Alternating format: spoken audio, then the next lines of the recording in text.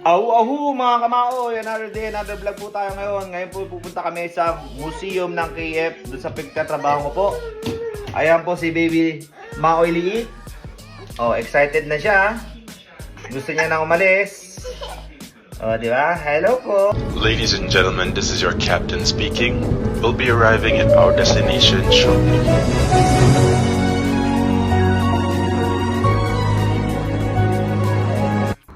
At ayun na nga mga kamayo, at nakarating na kami dito sa museum ng aming pinagtatrabuhan.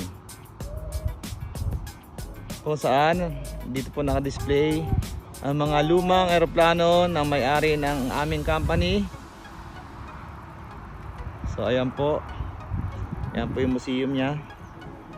So mamaya po, papasok po tayo dyan. Let's go! At ayan na po, nakapasok na kami dito sa loob ng museum.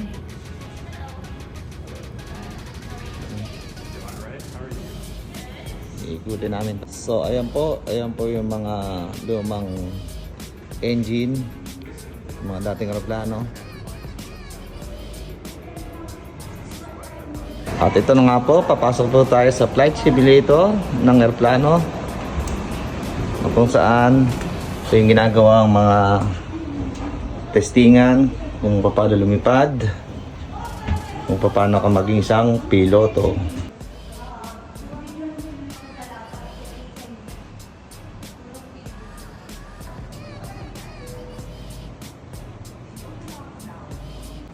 Ito po ang history dito ng Macunangan Airports.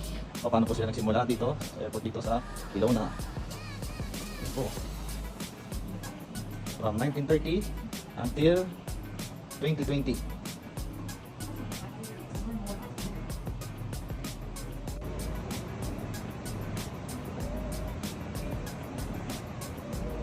Hello everybody, and welcome to the Center for Excellence.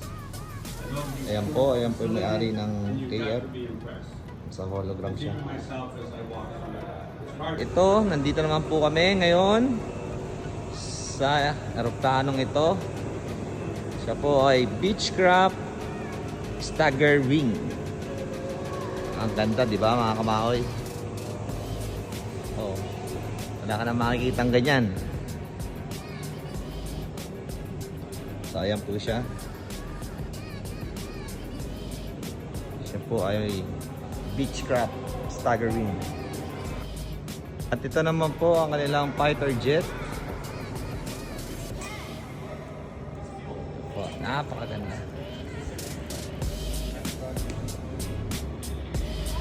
At ito naman po ang Cessna 180 Skywagon na pang ginagamit, pwede rin siya sa dagat at sa mga lake.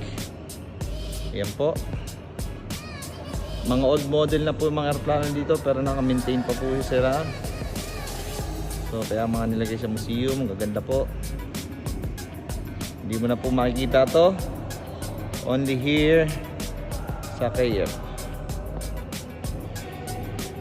So ito naman po ang de Havilland Chipmunk. Ayan po. Nagamit siya siguro sa mga panggera. De Havilland Chipmunk. At nandito naman po tayo ngayon sa mga fighter plane nila, Hawker Tempest. Ito yung mga fighter plane nila dati. At ito din naman po ang sikat na dating DH Mosquito.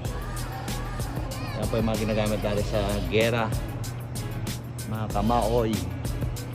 DH Mosquito. At ito naman po ang Douglas DC-3 The Odyssey. Yan po siya mga kamaoy. Siya po ay propeller type. Lumang mga modelong eroplano ang gagamit dati. At ngayon nandito na sa museum. At ayan po, nandito na po kami sa ginagawa kong eroplano. Yan po yung nagre-reskinning kami kasi gagawin siyang cargo plane. At syempre nandito ang aking pamilya. Bumisita sila dito sa aking workplace.